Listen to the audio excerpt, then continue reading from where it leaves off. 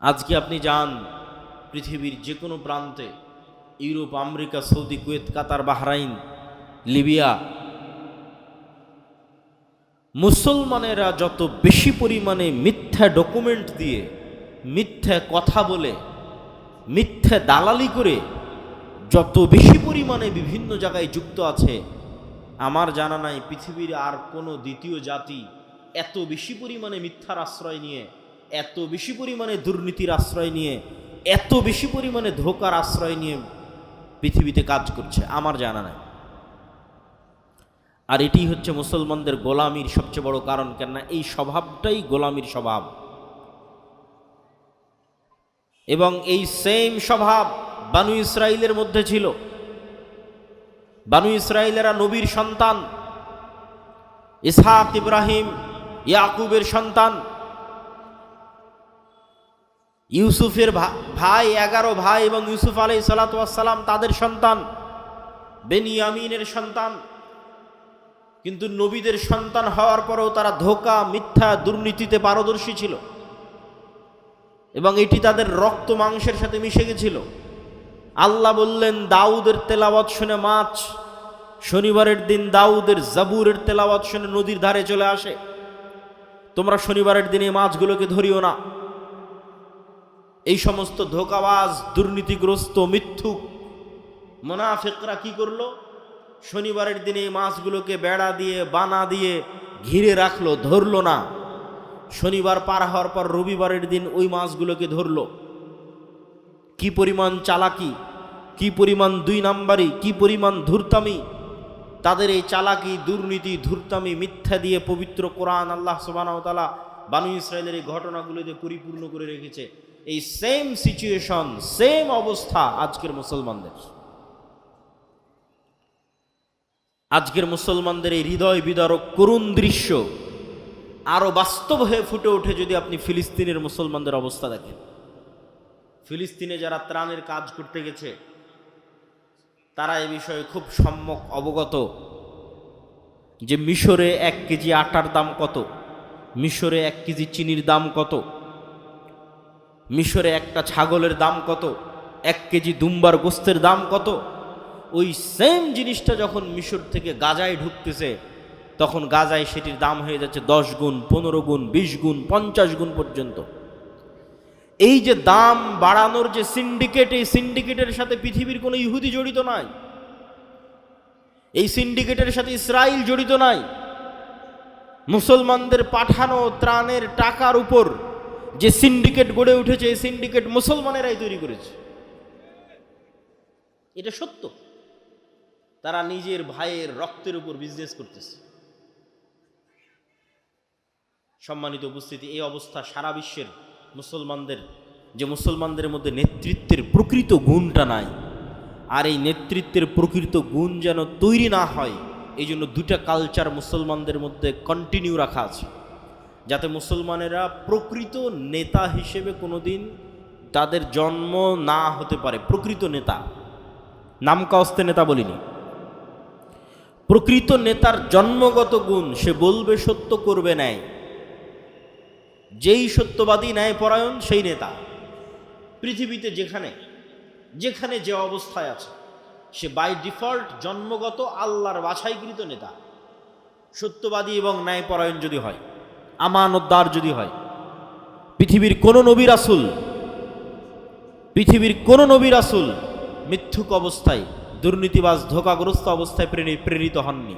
জন্মগত সত্যবাদী, আমানতদার অবস্থায় প্রেরিত হয়েছেন। তাওহীদের দাওয়াত দিয়েছেন ওহী পাওয়ার পরে, কিন্তু জন্মগত এই গুণে তারা গুণান্বিত ছিলেন। কেন? এটা নেতার গুণ।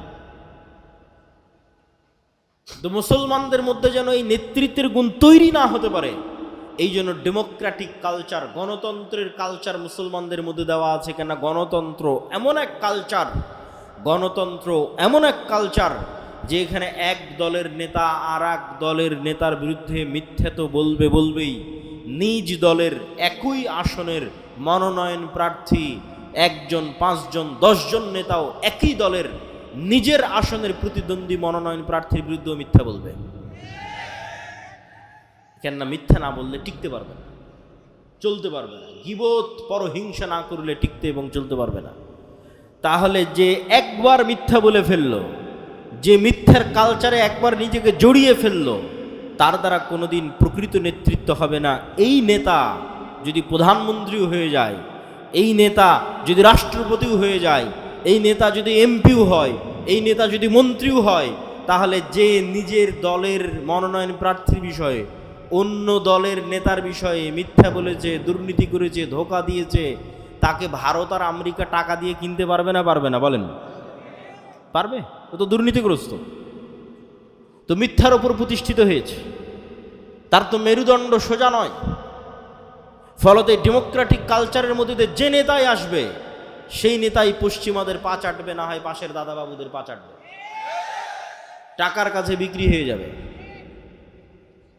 আর একটা কালচার মুসলমানদের মধ্যে রাখা আছে, সেটা হচ্ছে সুদের কালচার।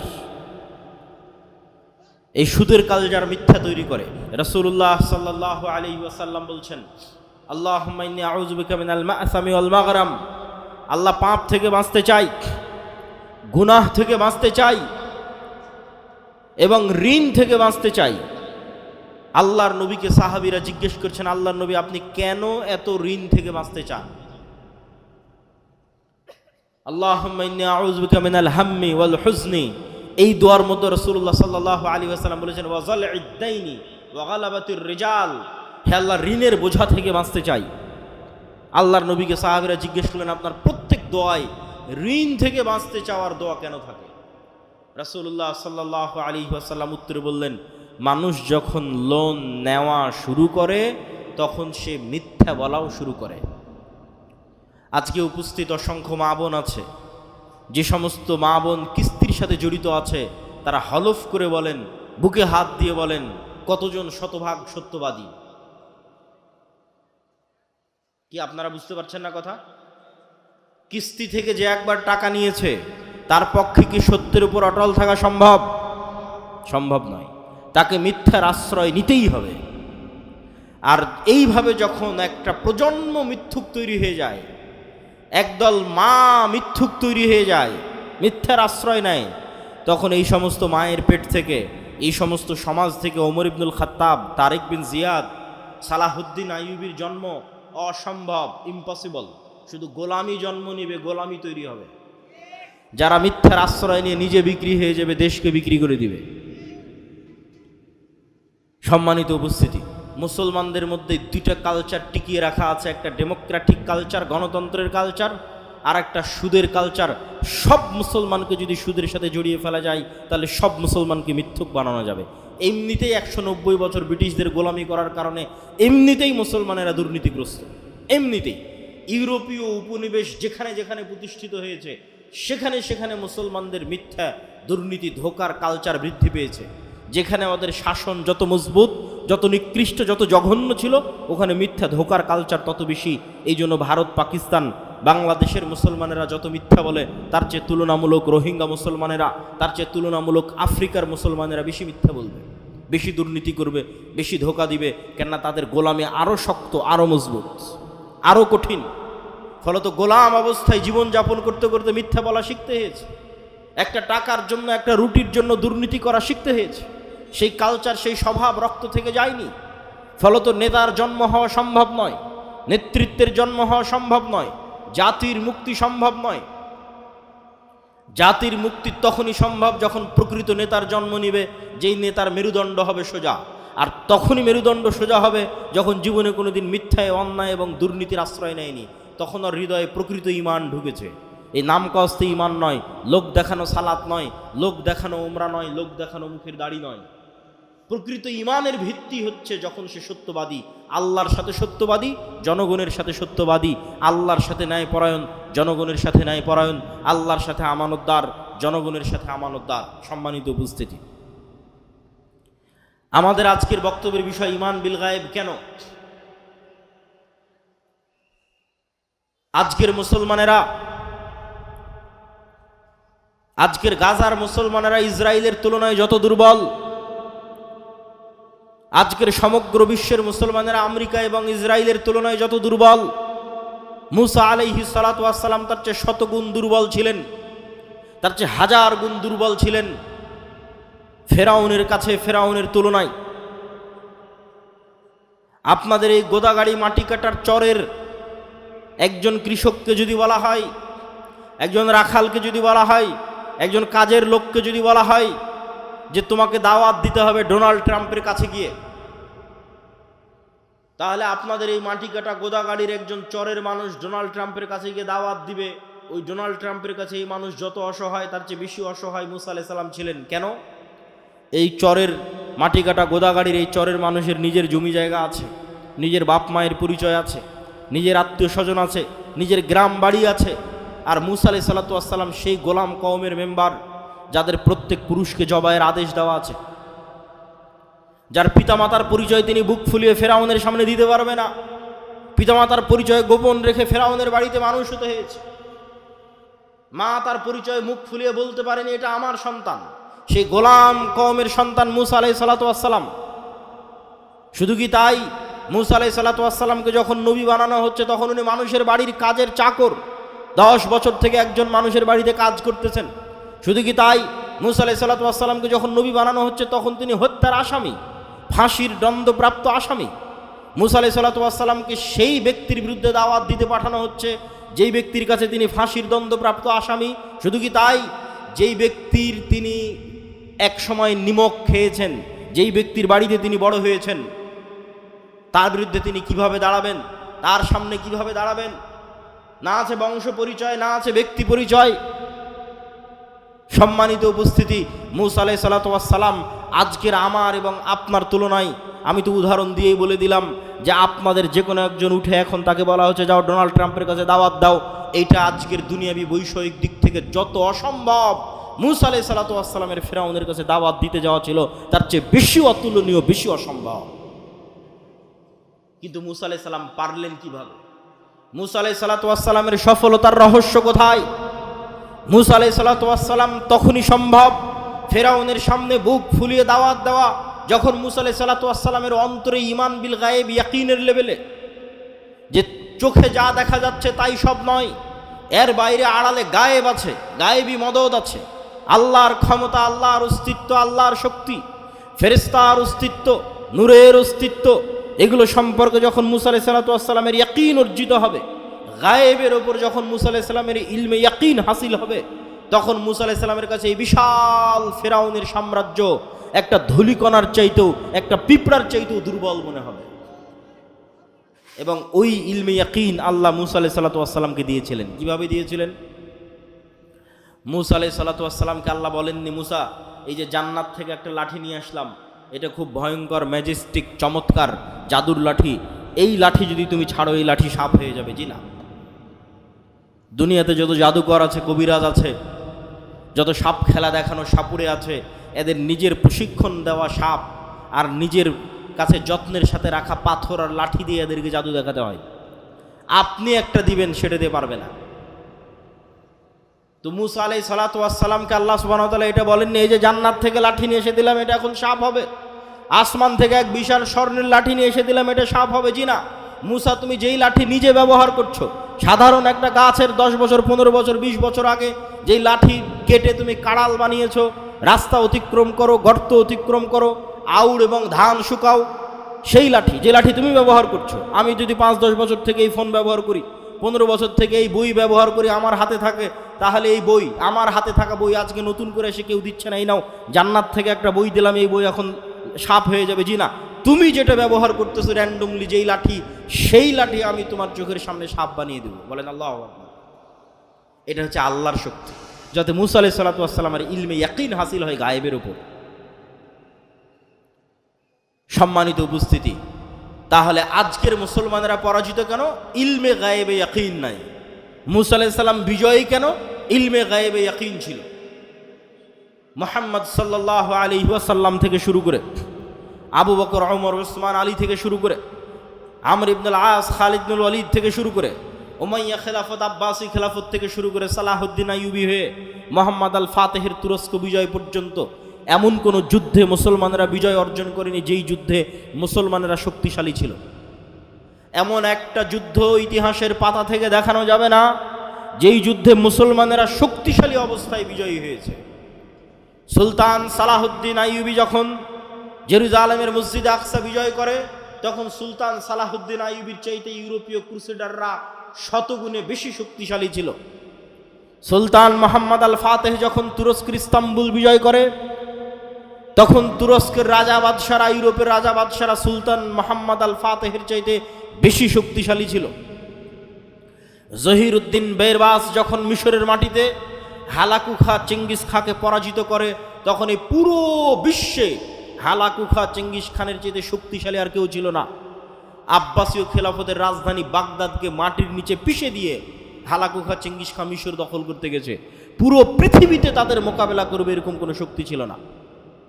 মুহাম্মদ সাল্লাল্লাহু আলাইহি ওয়াসাল্লাম যখন বদরে অবতীর্ণ হয়েছে, উহুদে অবতীর্ণ হয়েছে, খন্দকে অবতীর্ণ হয়েছে, তখন মুহাম্মদ সাল্লাল্লাহু আলাইহি ওয়াসাল্লামের চেয়ে মক্কার কাফের কুরাইশ মুশরিকরা কয়েক শতগুণ বেশি শক্তিশালী ছিল দুনিয়াবি অস্ত্রপাতি এবং সাজ সরঞ্জামের দিক থেকে। দাউদ আলাইহিস সালাতু ওয়াস সালামকে যেই দিন আল্লাহ জেরুজালেম বিজয়ের তৌফিক দিয়েছেন, সেই দিন দাউদ আলাইহিস সালাতু ওয়াস সালামের সাথে মাত্র 313 জন ছিল। সম্মানিত উপস্থিতি, তাহলে বিজয় শক্তি দিয়ে নয়, বিজয় ক্ষমতা দিয়ে নয়, বিজয় অর্জিত হয় গায়েবী মদদে। ওই গায়েবের উপরই যদি বিশ্বাস না থাকে, তাহলে আপনাকে মন্দির পাহারা দিয়ে ক্ষমতা দখল করতে হবে। আর যদি গায়েবের উপর বিশ্বাস থাকে, তাহলে শুধু বাংলাদেশের ক্ষমতা নয়, পুরো পৃথিবীর ক্ষমতা অর্জন করা যাবে। কেননা কোরআনে পুরো পৃথিবীর ক্ষমতা অর্জনের রাস্তা বলে দেওয়া আছে।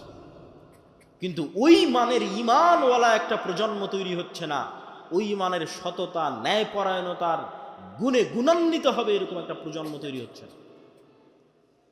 যে প্রজন্মের জন্য এই বিজয় অপেক্ষা করছে। সেই প্রজন্ম তো আসতে হবে যাদেরকে আল্লাহ সুবহানাহু ওয়া তাআলা বিজয়ের জন্য মনোনীত করেছে। সেই প্রজন্ম তো তৈরি হতে হবে যাদের হাতে আল্লাহ সুবহানাহু ওয়া তাআলা বিজয় লিখে রেখেছে। সম্মানিত উপস্থিতি, আজকে আমরা ঈমান বিল গায়বের একটা অংশের উপর আলোচনা করব। আল ঈমান বিল মালাইকাহ, ফেরেশতাদের উপর ঈমান। ফেরেশতাদের অস্তিত্ব, ফেরেশতাদের ক্ষমতা, ফেরেশতাদের উপস্থিতি, ফেরেশতাদের কাজ। আজকে আমরা এবং আপনারা এখানে উপস্থিত আছি, এটা যতটুকু সত্য তার চেয়ে বেশি সত্য ফেরেশতাদের অস্তিত্ব। এইটার মতো নয়, এটার চেয়ে বেশি। আপনি যদি আপনার পিতামাতার সন্তান হন, তাহলে আপনার পিতামাতার অস্তিত্ব আপনার কাছে যত সত্য, আর আপনার পিতামাতার কাছে আপনি সন্তান হিসেবে সন্তানের অস্তিত্ব যত সত্য, তার চেয়ে বেশি সত্য আপনার সাথে আপনার পিতামাতার সাথে ফেরেশতা আছে। এটা বেশি সত্য। কেন বেশি সত্য? এটাকে আমি এমনি বানিয়ে বলছি জি না। আমাদের আদি পিতা আদম আলাইহিস সালাতু ওয়াস সালামকে যখন সৃষ্টি করা হয়, তখন সৃষ্টির পর তিনি প্রথম অন্য কোনো মানুষের সাথে পরিচিত হননি। যে আদম, এই যে তোমাকে সৃষ্টি করলাম, এই যে তোমার বাপ মা, এই যে তোমার ভাই বোন, আর এই যে তোমার স্ত্রী, আর এই যে তোমার পুত্র, যেটা এখন আমরা হচ্ছি, যে আমরা জন্মের পরে প্রথম কার সাথে পরিচিত হচ্ছে, এটা আমার মা, এটা আমার বাপ, এটা আমার সন্তান, এটা আমার ভাই, এটা আমার বোন। জন্মের পরে এগুলোর সাথে আমরা প্রথম পরিচিত হই। কিন্তু আমরা যখন প্রথম সৃষ্টি হয়েছি, তথা আমাদের আদি পিতা আদম আলাইহিস সালাম যখন প্রথম সৃষ্টি হয়েছে, তখন আদম আলাইহিস সালাম জন্মের পরে অন্য কোনো মানুষের সাথেই পরিচিত হয়নি। সর্বপ্রথম পরিচিত হয়েছে ফেরেশতাদের সাথে। বলেন আল্লাহু আকবার। তাহলে আপনার বাপ মায়ের অস্তিত্বের আগে ফেরেশতার অস্তিত্ব না আগে বাপ মায়ের অস্তিত্ব? আগে ফেরেশতার অস্তিত্ব। আপনি যখন প্রথম সৃষ্টি হয়েছেন, তখন প্রথম পরিচিত হয়েছেন ফেরেশতার সাথে। ওয়াইদ কুলনা লিল মালাইকাতি ইসজুদু লি আদম ফাসাজাদু ইল্লা ইবলিস আবা ওয়াস্তাকবারা ওয়াইদ ক্বালা রাব্বুকা লিল মালাইকাতি ইন্নী জাইলুন ফিল আরদি খলিফা ক্বালু আতাজআলু ফিহা মান ইফসিদু ফিহা ওয়া ইয়াসফিকুদ দিমা। আল্লাহ ফেরেশতাদের ডাক দিয়ে বললেন, কোরআনে আল্লাহ বলছেন, মানুষ সৃষ্টির ঘটনা শুরুই ফেরেশতা দিয়ে। আল্লাহ ফেরেশতাদের ডাক দিয়ে বললেন, ইন্নী জাইলুন ফিল আরদি খলিফা, আমি পৃথিবীতে মানুষ সৃষ্টি করতে চাই। ফেরেশতারা উত্তরে বলল, আতাজআলু ফিহা মান ইফসিদু ফিহা ওয়া ইয়াসফিকুদ দিমা, আপনি কি পৃথিবীতে এমন জাতি তৈরি করবেন যারা ফিতনা তৈরি করবে, রক্ত প্রবাহিত করবে, ফাসাদ তৈরি করবে? আমরা তো আপনার তাসবিহ তাহলিল করার জন্য আছি।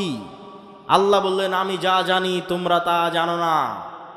তারপরে যখন আদম সৃষ্টি করা হয়ে গেল, আল্লাহ সুবহানাহু ওয়া তাআলা আদমকে যখন সকল জ্ঞান দিয়ে দিলেন, তারপরে ফেরেশতাদের সামনে যখন প্রমাণ করে দিলেন আদম জ্ঞানে শ্রেষ্ঠ তোমাদের চাইতে, তখন এবার আল্লাহ ফেরেশতাদের বলছেন যে ফেরেশতারা তোমরা সবাই আদমকে সিজদা করো। সম্মানিত উপস্থিতি, তাহলে এই যে আদম আলাইহিসসালাতু ওয়াসসালাম সৃষ্টি হওয়ার পর প্রথম ভিন্ন জগতের দুইটা প্রাণীর সাথে পরিচিত হয়েছে। এই ভিন্ন জগতের দুই প্রাণী সম্পর্কে জানাই এই প্রেম এবং খেলা জানার আসল রিয়ালিটি। এই দুই ভিন্ন জগতের প্রাণীর, একটা শয়তান, একটা ফেরেশতা। আপনাকে আল্লাহ সুবহানাহু ওয়া তাআলা যেই খেলা খেলতে পাঠিয়েছে, ওই খেলার যদি নিয়ম কানুন না জানেন তাহলে খেলে লাভ নাই, খেলতে পারবেন না। যখন ক্রিকেটের মাঠে খেলতে যাবেন তখন কিভাবে বল করলে ওয়াইড হয়, নো হয়, ছক্কা হয়, ফোর হয়, আর ফুটবল খেলতে গেলে ফাউল হয়, প্লান্টিক হয়, আউট হয়, এই যদি নিয়ম না জানা থাকে তো প্লেয়ার খেলতে পারবে না। তো আমরা যে এই পৃথিবীতে আছি, এই পৃথিবীতে আমাদের পাঠানোর যে ঘটনা আল্লাহ কোরআনে তুলে ধরেছে, আল্লাহ সুবহানাহু ওয়া তাআলা পৃথিবীতে পাঠানোর যে ঘটনা তুলে ধরেছে, সেটার মধ্যে পৃথিবীর গেম, সিক্রেট যে গেম, যে খেলা, ওটা লুকিয়ে আছে।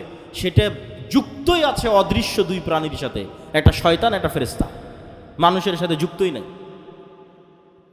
আল্লাহ বর্ণনাই শুরু করেছেন এইভাবে। ইবলিস শত্রু হয়ে গেল। আল্লাহ সুবহানাহু ওয়া তাআলা কুলনা বিতু বা'দুকুম লিবা'যিন আদু। আল্লাহ সুবহানাহু ওয়া তাআলা বলেন আজকে তোমরা নেমে যাও, আসমান থেকে নেমে যাও, জান্নাত থেকে নেমে যাও। আজ থেকে তোমরা একজন আর একজনের শত্রু। ফাইম্মা ইয়াতিয়ান্নাকুম মিন্নি হুদান ফামান তাবিআ হুদায়া ফালা খাউফুন আলাইহিম ওয়ালা হুম ইয়াহজানুন। তোমরা একজন আর একজনের শত্রু, তবে আমার পক্ষ থেকে হেদায়েত আসবে, হেদায়েতের নূর আসবে। এই নূর দিয়ে যাদের কালব আলোকিত হবে, যাদের হৃদয় এই নূরের আলোতে আলোকিত হবে, তাদের জন্য এই শয়তান কোনো ক্ষতি করতে পারবে না। আর যাদের কালব এই নূরের আলোয় আলোকিত হবে না, এই শয়তান তাদের সবচেয়ে বড় শত্রু, আদুউম মুবিন, সবচেয়ে বড় শত্রু। আর একমাত্র প্রকৃত বন্ধু হচ্ছে ফেরেশতা, আর একমাত্র শত্রু হচ্ছে শয়তান। যে আপনার নামে মিথ্যা অপবাদ দিয়েছে, জমি দখল করে নিয়েছে, টাকা মেরে নিয়েছে, ওর চেয়ে বড় শত্রু শয়তান। আর যে আপনার সাথে রাত দিন আড্ডা দিচ্ছে, আপনাকে বিড়ি সিগারেট খাওয়ার দাওয়াত দিচ্ছে, ওর চাইতে আপনার হিতাকাঙ্ক্ষী প্রকৃত বন্ধু হচ্ছে ফেরেশতা। এই দুইটা সম্পর্কে জানাই হচ্ছে এই পৃথিবীর গেমের আসল রহস্য। খেলতে পারবেন ভালো যদি জানা থাকে। এই জন্য গায়েব সম্পর্কে জ্ঞান অর্জন করতে হবে। গায়েবের জ্ঞান ওহির মাধ্যমে সম্ভব। সম্মানিত উপস্থিতি, আমাদের আলোচ্য বিষয় ঈমান বিল মালায়েকা, ফেরেশতা। ফেরেশতারা নূরের তৈরি। নূর অন কাইন্ড অফ লাইট, এক প্রকারের আলো যা পৃথিবীতে বিরাজমান, অস্তিত্বশীল। ঠিক এই আলো যেমন পৃথিবীতে বিরাজমান, অস্তিত্বশীল, সূর্যের আলো যেমন বিরাজমান, অস্তিত্বশীল, নূরের আলো পৃথিবীতে বিরাজমান, অস্তিত্বশীল। তবে নূরের আলো সূর্যের আলো নয়। নূরের আলো এই লাইট, বৈদ্যুতিক লাইটের আলো নয়। এটা এক প্রকারের আলো যা পৃথিবীতে অস্তিত্বশীল। যেমন সূর্যের আলো অস্তিত্বশীল, যেমন এই লাইটের আলো অস্তিত্বশীল। এবং এই নূর মানুষের কালবে তৈরি হয়, কানে তৈরি হয়, চোখে তৈরি হয়। মানুষের ডানে বামে, সামনে নিচে উপরে সর্বত্র নূর তৈরি হয়। মানুষের আমল নূর তৈরি করে। কোরআন নূর, দ্বীন ইসলাম নূর। এই নূর সম্পর্কে রাসূলুল্লাহ সাল্লাল্লাহু আলাইহি ওয়াসাল্লাম বলছেন, আল্লাহুম্মা আউযু বিনূরি ওয়াজহিকাল্লাযী আশরাকাত লাহুদ দুলুমাত ওয়া সালুহা আলাইহি আমরুদ দুনিয়া ওয়াল আখিরাহ। হে আল্লাহ, আপনার চেহারা যেই নূর দিয়ে ঢাকা আছে, সেই নূরের দোহাই দিয়ে আপনার কাছে পরিত্রাণ চাচ্ছি, যেই নূরের উপর আসমান এবং জমিনের সকল কাজ একটা আর একটার সাথে কানেক্টেড, যেই নূরের মাধ্যমে। হিজাবুহু নূর লাউ কাশাফাহু লা আহরাকাত সুবহাত ওয়াজহি। আল্লাহর চেহারার পর্দা হচ্ছে নূর। আল্লাহ এবং সৃষ্টিজীব, আল্লাহ এবং আসমান জমিন, এই দুইটার মধ্যে আর হিসেবে, পার্থক্যকারী হিসেবে সারা আসমান এবং জমিনে বিরাজমান আছে নূর। এটাই গায়েব। যদি এই নূরের পর্দা সরিয়ে নেওয়া হতো, লাউ কাশাফাহু লা আহরাকাত সুবহাত ওয়াজহি, তাহলে আল্লাহর চেহারার তাজাল্লিতে আসমান এবং জমিন জ্বলে পুড়ে ছারখার হয়ে যেত। এই নূর সম্পর্কে রাসূলুল্লাহ সাল্লাল্লাহু আলাইহি ওয়াসাল্লাম বলেন, আল্লাহুম্মা জাআল ফি কলবি নূরা, হে আল্লাহ আমার হৃদয়ে নূর তৈরি করে দেন। ওয়াফি সামঈ নূরা, আমার কানে নূর তৈরি করে দেন। ওয়াফি বাসরি নূরা, আমার চোখে নূর তৈরি করে দেন। আমার সামনে পিছনে ডানে বামে সর্বত্র নূর তৈরি করে দেন। তাহলে নূর এমন একটা অস্তিত্বশীল বিষয় যা তৈরি হতে পারে। আপনার চোখের পাওয়ার যেমন ধরা পড়ে, বাস্তবে তো ধরা পড়ে না, বাস্তবে তো দেখলে চোখ ঠিকই আছে, কিন্তু মেশিনে দেওয়ার পর যখন ধরা পড়ে যে চোখের পাওয়ার কমে গেছে, কাজের বাস্তবায়নে যখন অনুভূতি দেখেন যে না আমি কম দেখতে পাচ্ছি, তো আপনার চোখের পাওয়ারের কম বেশি যেমন সত্য, আপনার চোখে নূর আছে অথবা না এটা তার চেয়ে বেশি সত্য। আপনার হার্টবিট যেমন কাঁপতেছে, রক্ত যেমন প্রবাহিত হচ্ছে, এই রক্তের প্রেসার চোখে দেখা যায় না, কিন্তু যখন ঠিকই যন্ত্র ধরা হচ্ছে তখন রক্তের প্রেসার উঠে আসতেছে। শরীরের তাপমাত্রা চোখে দেখা যায় না, কিন্তু যখন ঠিকই থার্মোমিটার ধরা হচ্ছে তখন উঠে আসতেছে। এই থার্মোমিটারে শরীরের তাপমাত্রা যত সত্য, এই রক্তের প্রেসার যত সত্য, এই হার্টবিট যত সত্য, এই হার্টের মধ্যে নূর তৈরি হয় তার চেয়ে বেশি সত্য। সম্মানিত উপস্থিতি, আমি বলিনি, রাসূলুল্লাহ সাল্লাল্লাহু আলাইহি ওয়াসাল্লামের হাদিসের অনুবাদ করছি। এটাই গায়েব। এই গায়েব সম্পর্কে যত জ্ঞান অর্জন করবেন তত আপনার জন্য এই পৃথিবীতে চলা সহজ হয়ে যাবে। আজকে এখানে আব্দুর রাজ্জাক বিন ইউসুফ, আব্দুল্লাহ বিন আব্দুর রাজ্জাক আসবে, এটা শোনার পর যারা এখানে উপস্থিত হয়েছেন তাদের অন্তরে বিন্দু মাত্র হলেও নূর আছে, এই জন্য এখানে উপস্থিত হতে পেরেছে। আর যারা শোনার পরও, কোনো কাজ না থাকার পরও, জরুরি প্রয়োজন না থাকার পরও আসেননি, খোঁজ নিয়ে দেখেন, বিশেষ করে যদি 3 জুমা পরস্পর মিস দিয়ে থাকে, তাহলে খাতাম আল্লাহ আলা কুলুবিহিম, ওর অন্তরে চুল পরিমাণও নূর নয়, ওটা একটা মৃত হৃদয়। এইভাবে আমাদের হৃদয়ে, আমাদের চোখে, আমাদের কানে, ডানে বামে নূর আছে, নূর তৈরি হয়। আল্লাহ সুবহানাহু ওয়া তাআলা কোরআনকে নূর বলছেন। মা কুনতা তাদরি মাল কিতাব ওয়ালাকিন মা কুনতা তাদরি মাল কিতাব ওয়ালাল ঈমান ওয়ালাকিন জাআলনাহু নূরান নাহদি বিহি মান নাশা।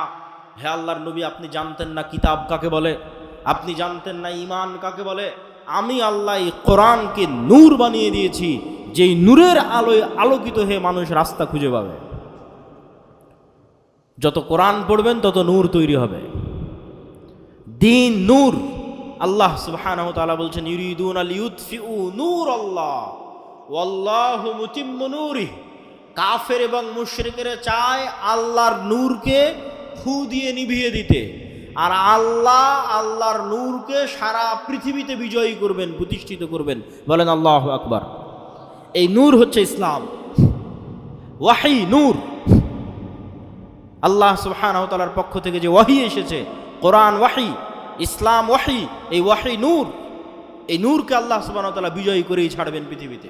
আল্লাহ নিজে বলছেন পবিত্র কোরআনে।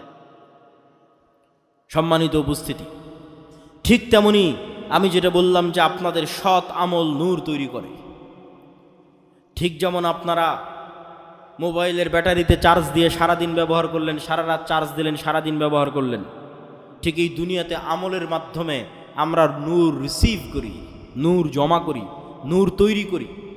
আর এই গায়েবের পর্দা উন্মোচন হওয়া মাত্র, তথা মৃত্যু এসে যাওয়া মাত্র, মৃত্যু আসা আর গায়েবের পর্দা উন্মোচিত হওয়া শেষ, তথা মৃত্যু আসার পর থেকে আপনি গায়েবের জগতে চলে গেছেন, যেটা এতদিন বিশ্বাস করতেন সেই জগতে চলে গেছেন। ওই জগতে যাওয়ার পর থেকেই এই দুনিয়াতে করা আমলের প্রভাব দেখতে পাবেন। আপনার আমলের নূর আপনার অন্ধকার কবরকে আলোকিত করবে, আপনার আমলের নূর কিয়ামতের অন্ধকারকে আলোকিত করবে, আপনার আমলের নূর আপনাকে পুলসিরাত অতিক্রম করতে সহযোগিতা করবে। আল্লাহ সুবহানাহু ওয়া তাআলা কোরআন মাজিদে বলছেন, ওয়াল্লাযীনা আমানু মাআহু নূরুহুম ইয়াসআ বাইনা আইদিহিম ওয়া বিআইমানিহিম। যারা ঈমান আনয়ন করেছে তাদের নূর কিয়ামতের মাঠে তাদের ডানে বামে বিচ্ছুরিত হবে। ইয়াওমা তারাল মুমিনিনা ওয়াল মুমিনাত নূরুহুম ইয়াসআ নূরুহুম বাইনা আইদিহিম ওয়া বিআইমানিহিম। মুমিন এবং মুমিনারা কিয়ামতের মাঠে দেখতে পাবে তাদের আমলের নূর তাদের ডানে এবং বামে বিচ্ছুরিত হচ্ছে। আজকে যখন আপনি ওযু করছেন তখন আপনি নূর তৈরি করছেন। এই নূর আজ দেখা যাচ্ছে না, যদিও বাস্তবে অস্তিত্বশীল আছে, কিন্তু গায়েব দেখা যাচ্ছে না, নূরই গায়েব। কিন্তু যখন কিয়ামতের মাঠে যাবেন তখন এই অজুর অঙ্গ প্রত্যঙ্গগুলো নূরের আলোয় আলোকিত থাকবে। বলেন আল্লাহু আকবার। এটা আপনার দুনিয়াতে করা অজুর প্রভাব কিয়ামতের মাঠে দেখা যাবে। দুনিয়াতে অজু করে যে নূর জমা করেছেন সেই নূর কিয়ামতের মাঠে প্রকাশিত হবে। এই নূর অস্তিত্বশীল, এই নূর বাস্তব। সম্মানিত উপস্থিতি, সেই নূরের তৈরি হচ্ছে ফেরেশতা। ফেরেশতারা হচ্ছে সেই নূরের তৈরি। এবং মানুষের রূহ, ইবনুল কাইয়িম রাহিমাহুল্লাহ বলছেন, মানুষের রূহ নূরুন লতিফ, নূরের একটা সূক্ষ্ম প্রকার হচ্ছে মানুষের রূহ। এই জন্য দেখা যায় না, এই জন্য ধরা যায় না। সম্মানিত উপস্থিতি, তাহলে নূর যদি পৃথিবীতে অস্তিত্বশীল থাকে, বিরাজমান থাকে, ফেরেশতারা যদি পৃথিবীতে অস্তিত্বশীল থাকে, বিরাজমান থাকে, আমি আপনি দেখি না কেন? আমি আপনি ধরতে পারি না কেন? বিজ্ঞানের যন্ত্র ধরতে পারে না কেন? আবিষ্কার করতে পারে না কেন? আজ থেকে 100 বছর আগে এই মাটিকাটা গ্রামে যে মানুষ মারা গেছে, সেই মানুষকে যদি আপনি এখন উঠিয়ে বলেন যে শোনো, আমি কথা বলবো এখানে, আর আমার কথা এখন সাথে সাথে ঢাকায় গিয়ে বাজবে। আমি কথা বলবো এখানে, বাজবে ঢাকায় সাথে সাথে। আর আমি কথা বলবো এখানে, বাজবে সৌদি আরবে, আমেরিকা, ইউরোপে সাথে সাথে। 1 সেকেন্ড দেরি হবে না, বিশ্বাস করবে না। এটা তার কাছে গায়েব ছিল। আজ থেকে 100 বছর আগে যারা পৃথিবীতে চলে গেছে, পৃথিবী থেকে চলে গেছে, এটা তাদের কাছে গায়েব। আর আল্লাহ আমাদের জন্য এই নিয়ামত উন্মোচন করে দিয়েছে। কথা বলছি এখানে, এই লাইভে ক্যামেরায় আমেরিকায় যে বসে আছে সেও শুনতে পাচ্ছে আমার কথা এখান থেকে ইনস্ট্যান্ট ভেসে উড়ে আমেরিকা গিয়ে বাজতেছে। 100 বছর আগে মানুষ এটা বিশ্বাস করতো না। অথচ যেই ওয়েভ, যেই মাইক্রোওয়েভ, রেডিও ওয়েভ, আলোর তরঙ্গের মধ্যে দিয়ে মানুষের আওয়াজ এবং মানুষের দৃশ্য ট্রান্সফার হচ্ছে, আলোর গতির সাথে ট্রান্সফার হচ্ছে, এই ওয়েভের মধ্যে ডাটা ধারণ করার ক্ষমতা তথা মানুষের আওয়াজ ধারণ করার ক্ষমতা, মানুষের দৃশ্য ধারণ করার ক্ষমতা আল্লাহ যেই দিন পৃথিবী সৃষ্টি করেছিলেন ওই দিন থেকেই ছিল, মানুষ জানতো না, ওই দিন থেকেই ছিল।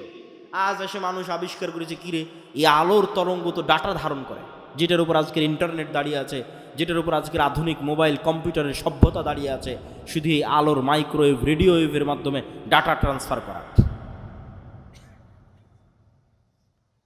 অথচ আমরা কত বোকা দেখেন, সবসময় ফোনে কথা বলতেছি, আমেরিকা, ইউরোপ, লন্ডন সব জায়গায় কথা বলতেছি ফোনে, সাথে সাথে সেখানে আমাদের কথা পৌঁছে যাচ্ছে।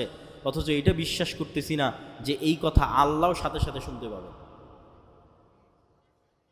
আরে মানুষের তৈরি প্রযুক্তির মাধ্যমে, আল্লাহর দেওয়া সিস্টেম ব্যবহার করে সাথে সাথে কথা পৌঁছে যাচ্ছে আমেরিকায়, আর মানুষ বিশ্বাস করে না যে তার কথা সাথে সাথে আল্লাহ সুবহানাহু ওয়া তাআলা শুনতে পাচ্ছেন। যদিও আল্লাহ এই সিস্টেমের মুখাপেক্ষী নন, আল্লাহ সুবহানাহু ওয়া তাআলা এগুলো থেকে পবিত্র এবং আরও ঊর্ধ্বে। কিন্তু মানুষ যদি এত দূর পারে তাহলে আল্লাহ কত দূর পারতে পারে? মানুষ যদি এত দূর পারে তাহলে আল্লাহ সুবহানাহু ওয়া তাআলা কত দূর পারতে পারে? মানুষ যদি এত দূর পারে। এটা দিয়ে কি বলছিলাম? যে এটাই 100 বছর আগে গায়েব ছিল। তাহলে আপনি দেখতে পান না, আপনি বুঝতে পান না, তার মানে পৃথিবীতে না, এটা মিথ্যা কথা। আজ থেকে 100 বছর আগে একটা মানুষ যদি বলে থাকে কথা এখানে বলবো, বাজবে আমেরিকায়, এটা অসম্ভব, তাহলে এটা মিথ্যা কথা। কেন? তার জ্ঞানের স্বল্পতার কারণে সে জানতো না, জ্ঞানের স্বল্পতার কারণে সে বুঝতো না। তাহলে যা জানেন না, যা বুঝেন না, যা দেখেন না, তা বাস্তবে না, এটা মিথ্যা। এবং বর্তমান পৃথিবীতে এমনও উদাহরণ দেওয়া সম্ভব, যেই উদাহরণগুলো আপনাকে বুঝতে সহযোগিতা করবে যে না, পৃথিবীতে এখনো এমন কিছু আছে যা মানুষ জানতে পারে না, মানুষের বিজ্ঞানও জানতে পারে না। যেমন কুকুরের ঘ্রাণ শক্তি মানুষের চাইতে 10,000 গুণ বেশি। এখানে যে মাইকগুলো আছে, আমি কোনো সেন্ট এই মাইক থেকে পাচ্ছি না, কোনো সেন্ট নাই। এই প্লাস্টিকের এই যে বোতল, এটার থেকেও কোনো সেন্ট পাচ্ছি না। তা আমি যদি বলি যে এই মাইকের কোনো গন্ধ নাই, এটা মিথ্যা কথা। আমি যদি বলি এই পানির কোনো গন্ধ নাই, এটা মিথ্যা কথা।